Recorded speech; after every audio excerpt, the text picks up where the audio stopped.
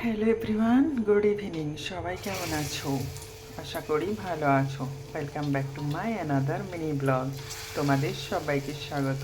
চলো আজকে কি করছি তোমাদের সঙ্গে শেয়ার করি। শীতের সন্ধে সবসময়তেই মনে হয় একটু ভাজাভুজি খাই। শীতকাল মানেই তো খাওয়া দাওয়া, সেটা সবাই জানো। আর আমার মেয়ে তো সবসময়তেই এরকম খেতে একটু পছন্দ করে। তাই আজকে কি বানাচ্ছি বলো তো? এটা চিকেন পকোড়া।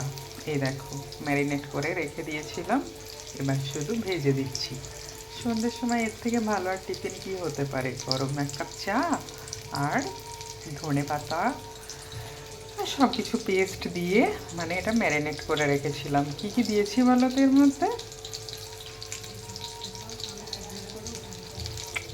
কেন আগে থেকে বলে দেবো না? আমার মেয়ে কি বলছে দেখো, এ দেখো খাচ্ছে।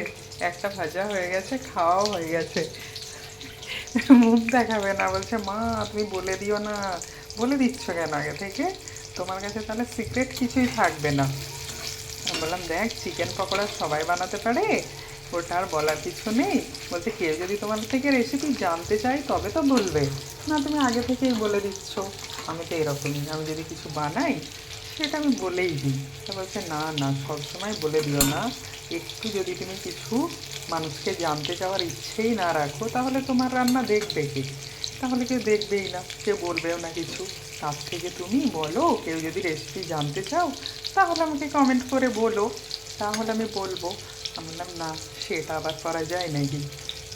কেউ জানতে চাইবে কি না চাইবে সেটা বড় কথা না। আমি বলে দেব, এবার যার ইচ্ছে হবে সে বানাবে।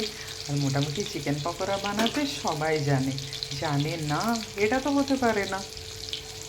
সেই জন্য তোমরা তো সবাই জানো, তাও আমি যেভাবে বানিয়েছি সেটাই বলা। কী করেছি বলো তো? মানে চিকেনগুলোকে একটু ভালো করে ধুয়ে নেওয়ার পরে, যেমনভাবে ম্যারিনেট করে, ওই ডিম দিয়ে, কর্নফ্লাওয়ার দিয়ে, একটু আদা রসুনের পেস্ট, একটু ধনে পাতা, কাঁচা লঙ্কা, সব কিছু দিয়ে আমি ম্যারিনেট করে রেখে দিয়েছিলাম ফ্রিজে। তারপরে এবার দেখো, একদম সব কিছু চিকেনের মধ্যে ঢুকে গেছে। এবার শুধু ভাজার পালা, ভেজে খেয়ে নিলেই হয়ে যাবে। তাই গরম গরম পকোড়া কার খেতে ভালো লাগে সেটা জানিও। মোটামুটি চিকেন খেতে তোমরা সবাই ভালোবাসো, মাটনটা হয়তো সবাই পছন্দ করে না, কিন্তু চিকেনটা মোটামুটি সবাই পছন্দ করে। আর চিকেনের পকোড়া সেটা তো আর বলার কথা না, সেটা সবাই পছন্দ করে, তাই না? তো আমরা এটা এনজয় করি। তোমরা এটা মানে দেখে নয়, তোমরাও বানিয়ে খেয়ে তারপর আমাদেরকেও ভিডিও পোস্ট করো, আপলোড করো, আমরাও দেখবো। তাছাড়া আর কিছুই না। শীতের সন্ধে মানে একটু গরম খাওয়া দাওয়া, এটাই। তো এখনকার মতো আসি, সবাই তোমরা ভালো থেকো গো, সুস্থ থেকো, সাবধানে থেকো, একে অপরের পাশে থেকো। ওকে, টাটা।